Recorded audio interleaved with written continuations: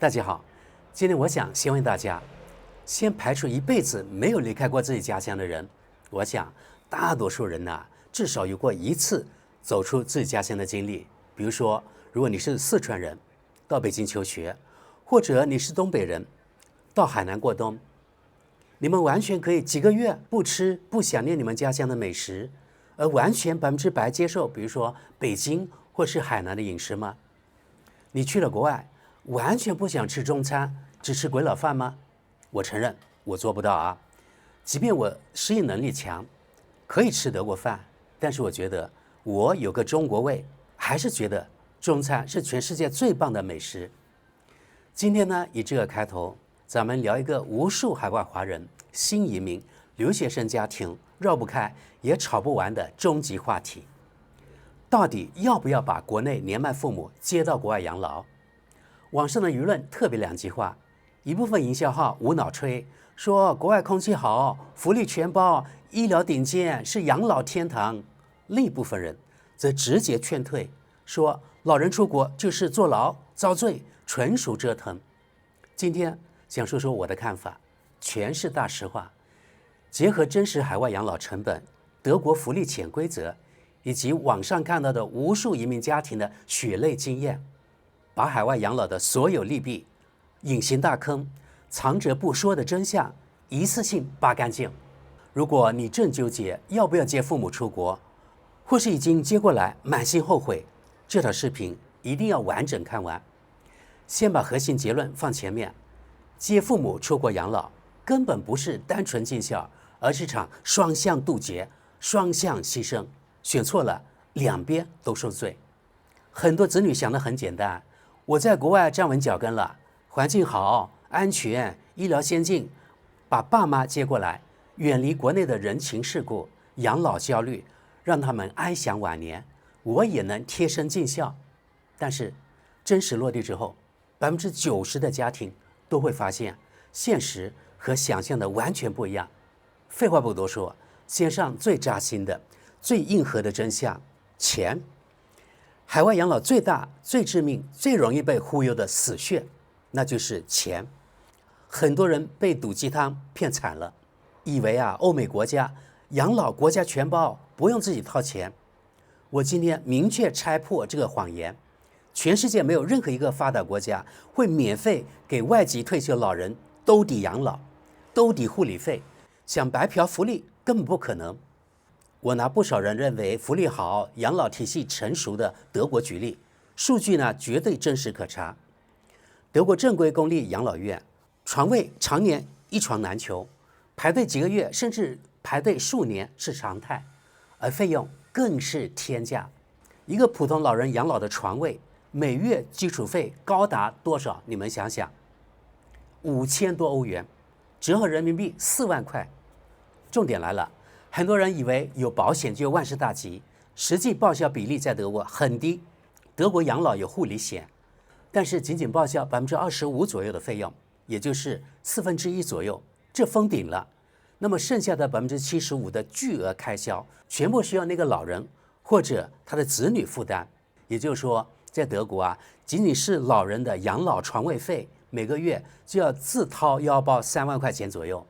普通德國工薪階層根本負擔不起。不止德國、美國、加拿大、澳大利亞、英國等等等等，所有主流移民國家邏輯全部一致，本地人年輕時交稅，老了才能享受所有的福利抵扣。外籍退休老人入境養老幾乎沒有全額福利兜底。很多人不知道的隱形規則：父母如果是退休後才跟隨子女移民國外，之前一輩子都沒有在當地繳納過當地的社保呀、個稅呀，沒有對當地社會做過貢獻，憑什麼享受當地人的免費養老呢？這本身就不符合任何福利國家的邏輯，你們說對不對？所以大家記住這最大實話：外國人的養老福利是人家交稅交出來的，國內父母零貢獻，入境養老就是純自費。如果不是純自費，那這個國家只是給一丁點的補貼，絕大部分開銷是靠那個老人自己，或者在這裡呢是老人的子女死扛。高昂的經濟成本是擺在明面上的硬性硬傷，而接下來這一系列問題是看不見摸不着，卻能徹底摧毀老人晚年幸福感的核心內傷，也是絕大多數出國養老的老人最後悔的根本原因。第一個無解死穴，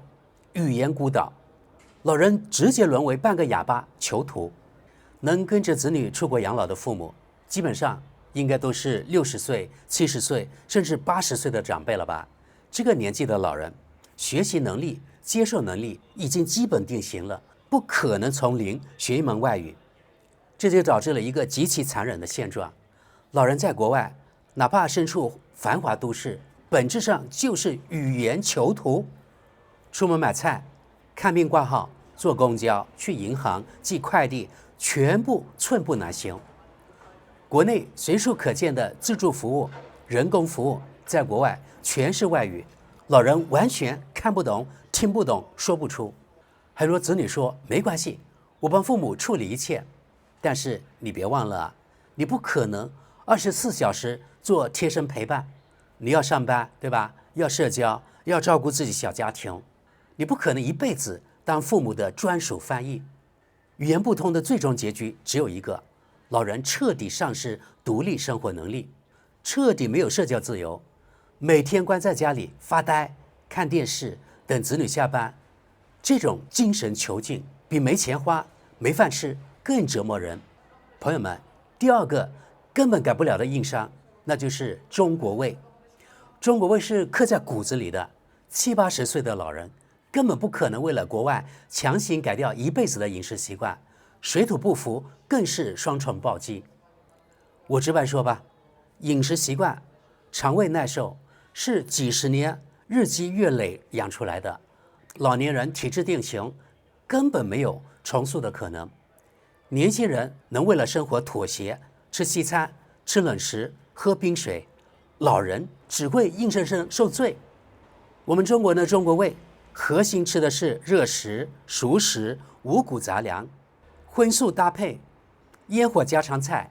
講究溫熱養胃、清淡適口。但絕大多數歐美、西方國家的主流飲食，主要是生冷沙拉、冰飲冰食、油炸烤制、半生肉類，主食是麵包意麵，重油、重鹽、重糖，和中國人的飲食邏輯完全相反。很多年輕人出國久了，慢慢能適應西式快餐、生冷飲食，但是老人絕對不行。他們一輩子的習慣是什麼？早上起來喝熱粥，3餐熱飯，燉湯養胃，腸胃已經形成固定的耐受和節律。到老了，身體機能本來就弱，再強行給他們換飲食，不是不適應的問題，是直接傷身體啊，朋友們。絕大多數出國的父母，日常就是將就吃飯，對付度日，哪怕有華人超市、中餐館，也吃不出老家的煙火味兒。長期吃不慣，睡不好，直接就導致他們的腸胃紊亂，營養不良，免疫力暴跌。他們養老變成了什麼？耗身體，越養越虛。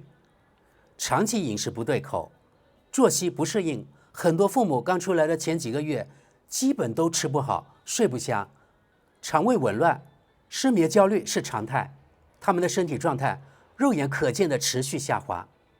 第三點，比吃不慣更致命的是生活氛圍徹底死亡。我們也知道啊，中國老人的晚年幸福靠的從來不是什麼獨處清靜，是熱鬧，是人情，是街坊煙火氣。我們想想看，他們早上下樓買菜，和熟人嘮嗑，傍晚小區散散步，跳廣場舞，和街坊鄰居聊天打牌，逢年過節親友相聚，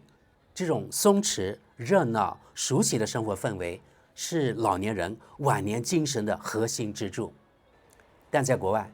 一切歸零，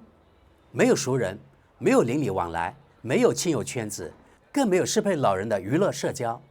國外社區主打生人疏離、互不打擾的氛圍，這種年輕人向往的安靜自由，對習慣了國內熱鬧煙火的老人來說，就是極致的冷清，深入骨髓的孤獨。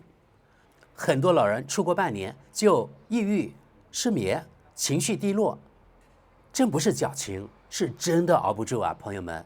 在國內，他是有朋友、有面子、有生活的長輩，但是到了國外呢，他就是依附子女，無事可做、無處可去的異鄉外人吶。這裡我再報一個很多移民博主不敢說，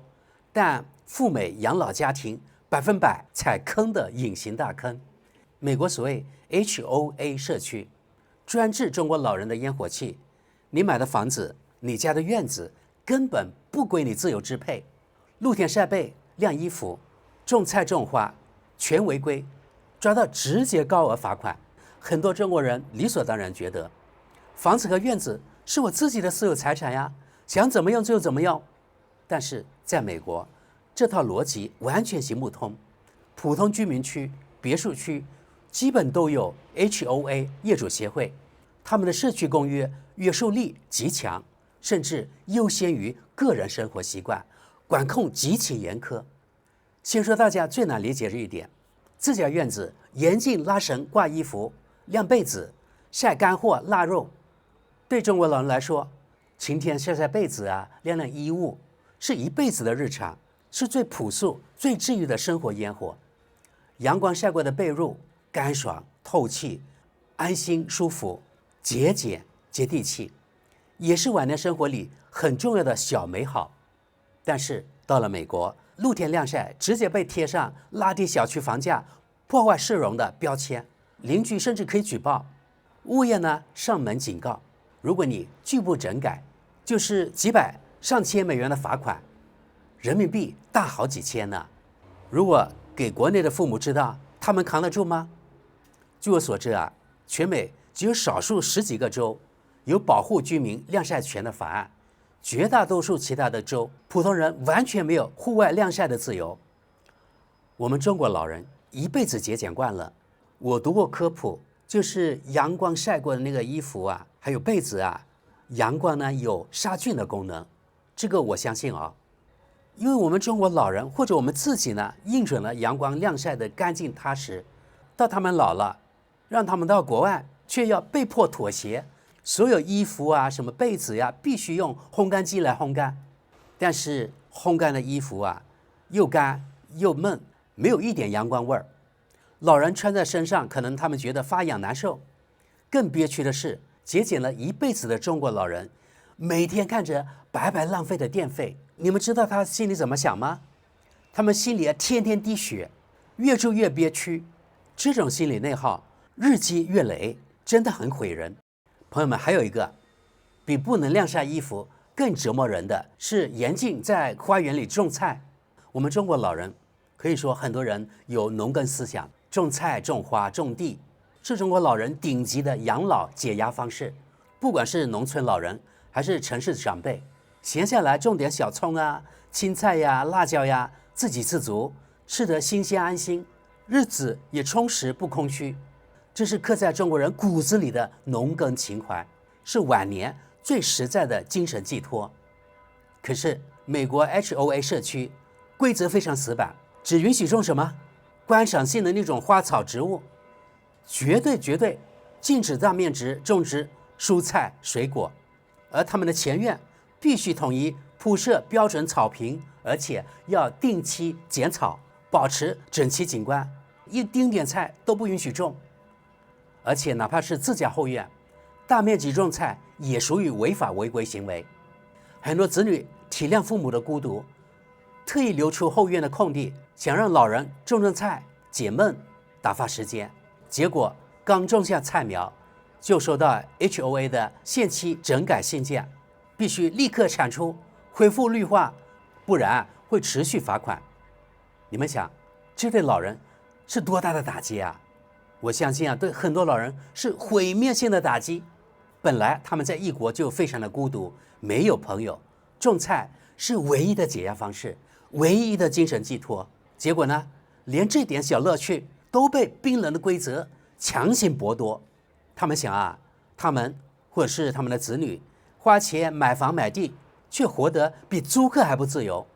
這種束手束腳的窒息感，是年輕人永遠體會不到的煎熬。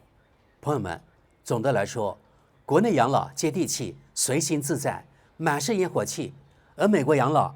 或者其他國外吧，看似光鮮精緻，實則條條框框、束縛滿滿，日常處處受限。這種被冰冷規則禁錮的生活，完完全全適配不了中國老人鬆弛樸素的養老需求。第4個超級大坑，中外醫療體系完全錯位，根本不適合老人看病習慣。很多子女接父母出國，最大的初衷就是以為國外醫療先進、設備好、技術強，能更好調理老人的慢性病、基礎病。但是真實就醫體驗完全顛覆認知。國內老人看病的習慣是不舒服的時候隨時去醫院，隨時掛號，隨時檢查，熟人問診，而他的家人全程陪護，住院有人守床，隨治隨查，高效又省心。而國外全是預約制，小病排隊1周2周或者2個月，大病分流極其死板。老人慢病複查，頭疼腦熱，小毛病根本做不到隨到隨看，小病拖成大病，這是常態。而且還有核心的醫保問題，大部分父母出國，要麼沒有當地醫保，要麼醫保它的額度極低，限制極多，很多慢病藥物、康復項目、門診治療都不報銷。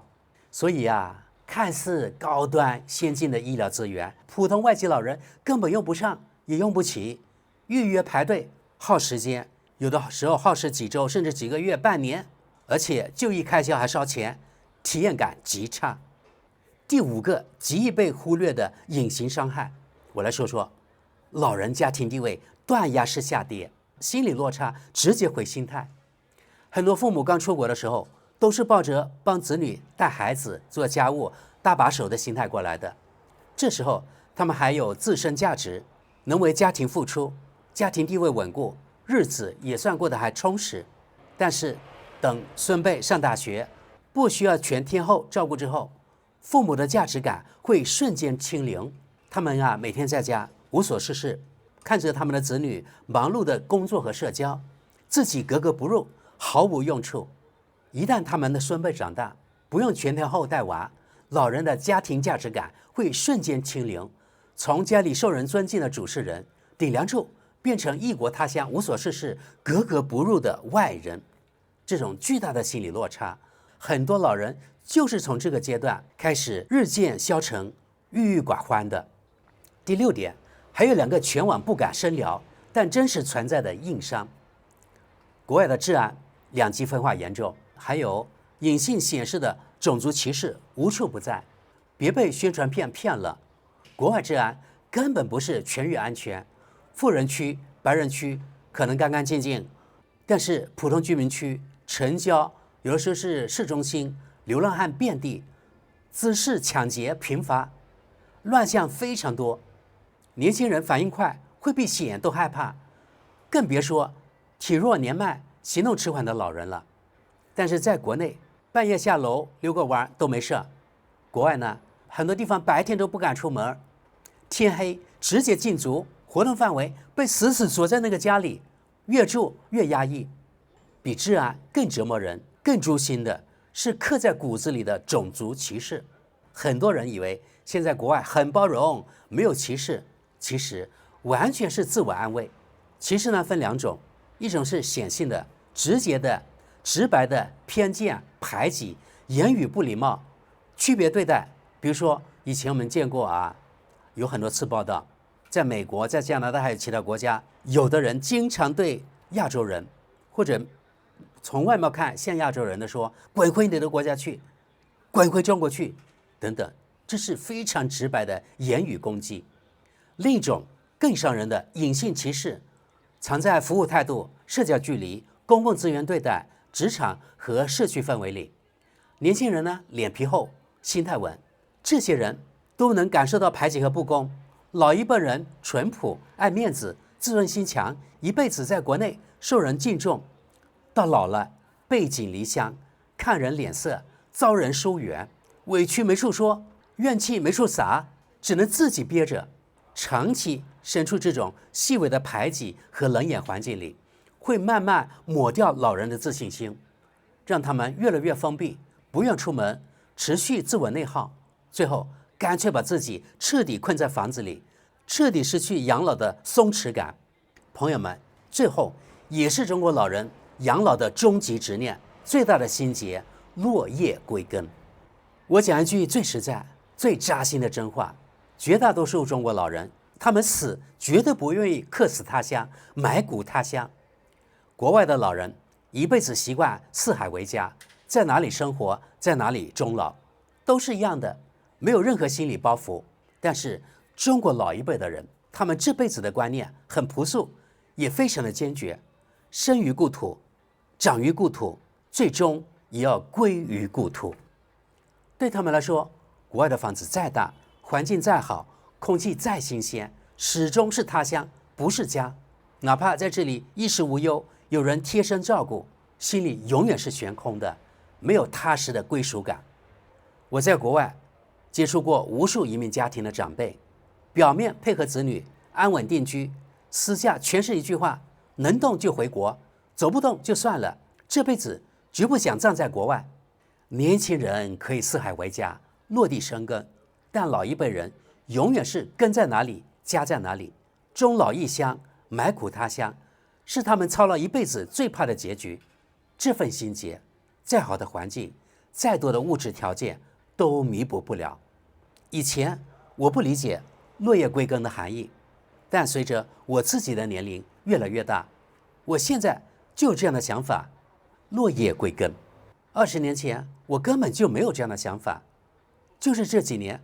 我這種想法越來越強烈。所以我想啊，既然我有這樣的想法，我相信大多數中國老人都有這樣的想法。看到這裡，很多人可能會覺得國外養老一無是處，是不是？其實也不盡然。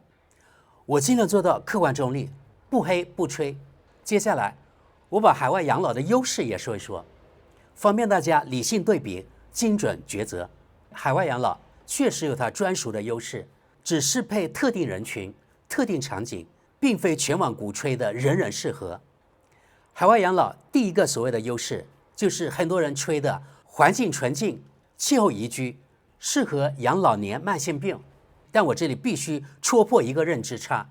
這種優質氣候和生態環境，國內根本不缺，而且性價比直接碾壓國外。很多人盲目吹捧南歐呀、澳洲的宜居氣候，其實咱們國內也有，比如說雲南、貴州、川西等宜重抗氧小城，四季恆溫，空氣通透，綠植覆蓋率超高，沒有霧霾，溫差溫和，對風濕、哮喘、心血管慢性病的療養療效完全不輸任何海外養老勝地。最關鍵的是成本差距天壤之別。老人在國內的雲貴川優質康養城市養老，物價低，生活便利，溝通沒有障礙，飲食完全適配，花極少的錢就能享受頂級生態養老環境。講到這裡，有人會疑惑：難道海外優質氣候、自然環境一點優勢都沒有嗎？實話實說，優勢確實存在，但並不稀缺，完全不值得花天價成本讓你們的父母背井離鄉去換取這東西。這些東西剛才說了，國內完全可以平替，對老年慢性病的療養療效和海外宜居城市幾乎持平，完全能達到一樣的養老調理效果。最核心的差距是成本和體驗天差地別。國外這種氣候環境養老需要承擔天價護理費、生活費、稅費，還要忍受語言不通、孤獨壓抑、生活受限、種族歧視的代價。而在國內雲貴川康養城市，極低的物價、低廉的房租生活費，老人語言暢通，飲食適配，鄰里熱鬧，家人隨時陪伴。所以結論很清晰，國外優質氣候真的是好，但也局限某些海外，可能他們加起來的面積都沒有國內的雲貴川那麼大，但是呢，溢價太高，性價比極低。為了國內花小錢就能買到的養老環境，不惜讓父母背井離鄉、遠赴重洋，承受心理和生活的雙重煎熬，真的不是享福，純屬費力費錢、自我折騰。在國外，第二個真實優勢，那就是優質富人區，環境簡單，節奏平穩，人情內耗極低。很多高福利發達國家的優質居住區，乾淨整潔，人流簡單，沒有嘈雜喧囂，不用應付複雜人情，不用處理鄰里糾紛，日子極度簡單純粹，特別適合本身就不愛熱鬧、不喜社交、只想清靜度日的老人，身心消耗非常小，心態更平和安穩。第三個優勢，也是我要重點糾正全網誤區的關鍵點。很多人吹國外重症、疑難病治療吊打國內，我認為這是非常片面的謊言。其實看病治病、對症下藥，拼的從來不是單純的設備，而是臨床經驗、病例技術、實戰手感。在這一點上，中國醫生的經驗是絕大多數歐美醫生根本比不了的。你們也知道，咱們國內人口基數大，病患多，病症雜。國內3甲醫院的主治醫生、專家醫生，他們1年接診的病人、做過的手術、處理過的疑難雜症，其數量是碾壓級的。很多國外醫生他們一輩子看過的病例，甚至不如國內資深醫生10年積累的病例多。尤其是老年人的病，大多不是單一病症，是多種基礎病疊加，併發症混雜，情況複雜，個體差異極大。這種老年複合型慢病、複雜老年病最考驗醫生的綜合判斷和臨床經驗，不是靠書本理論，不是靠機械設備，靠的是成千上萬例病例堆出來的實戰經驗。國內醫生天天泡在臨床，見得多，遇得雜，處理得頻繁，最擅長給複雜老人精準判斷、權衡用藥、對症下藥。而國外醫生呢，分科極細，病人樣本少，接診數量有限，很多小眾併發症、老年疊加病症，他們見得少，經驗淺，很容易出現判斷保守、用藥單一、不敢靈活處置的情況。唯一客觀的差距是，可能海外前沿新藥、新設備、臨床試驗更多。如果是極罕見的絕症，需要入組試驗，用到最新特效藥，國外還有一定優勢。但對於99%的普通老人、常見病、複雜基礎病、老年重疾，國內醫生的診療經驗、對症能力、綜合救治水平，完全不輸國外，甚至更貼合國內體制，更精準好用。除此之外，國內就醫更有人情味兒，效率更高，家屬可以全程陪護，隨時溝通，多科室快速聯動會診。而國外就醫流程死板，療診偏保守謹慎，面對老人複雜的複合型老年病，很容易出現診療之後方案保守的問題，不夠靈活對症。在國外，第4個實打實的優勢，子女貼身陪護，不留遺憾，不擔牽掛。常年跨國分居，子女心理愧疚，父母心理孤單，父母年紀越大，突發風險越高，遠隔萬里根本顧不上。接到身邊最大的意義就是遇事能管，有病能陪，隨時能照看，不留親情遺憾。第5個優勢，養老體系規範透明，沒有亂象。拿到合法永居後，海外康養、日間照料、康復護理都是標準化服務，明碼標價，規則清晰，沒有亂收費，沒有貓膩亂象，專業度有保障。最後給大家一套直白、落地、不雞湯的判斷標準，直接對照自家情況就能做決定。先說堅決別接100%勸退的家庭。第一，經濟普通，扛不住每月高額養老護理費，甚至每月幾萬塊錢，4、5萬，現在德國這樣，這種高額養老費、護理費的扛不住，千萬別硬撐。海外養老是奢侈品，不是標配，別為了面子孝順拖垮自己。第二，父母重感情、戀家、愛熱鬧、依賴親友鄰里的，千萬別接到國外。這類老人離了故土就是煎熬，有錢也不幸福。第三，父母腸胃敏感、體質偏弱、執念故土生活的，別折騰，越養身體越差。現在來說說適合接到國外可以考慮的家庭。第一，他們的子女或者你們沒有經濟壓力，能全款兜底父母所有養老、醫療、護理開銷，不用精打細算過日子。第二個，父母性格通透，佛系淡然，不愛扎堆熱鬧，能接受安靜簡單獨居生活。第三，父母患有風濕、哮喘、心臟等慢性疾病，而且長期定居在北方乾燥、多霧霾或是沿海潮濕、不適宜養病的城市。同時，他們本人不願意遷居國內的雲貴川等康養勝地。海外溫和宜居的氣候能切實改善身體狀況，緩解病情。第四點，父母有極其罕見病、疑難重症，需要海外前沿新藥，臨床試驗資源兜底。朋友們，最後我想說一句最實在的大實話：養老從來不是子女覺得哪裡好就強行搬到哪裡，而是老人在哪裡舒心、安心、順心，哪裡才是最好的歸宿。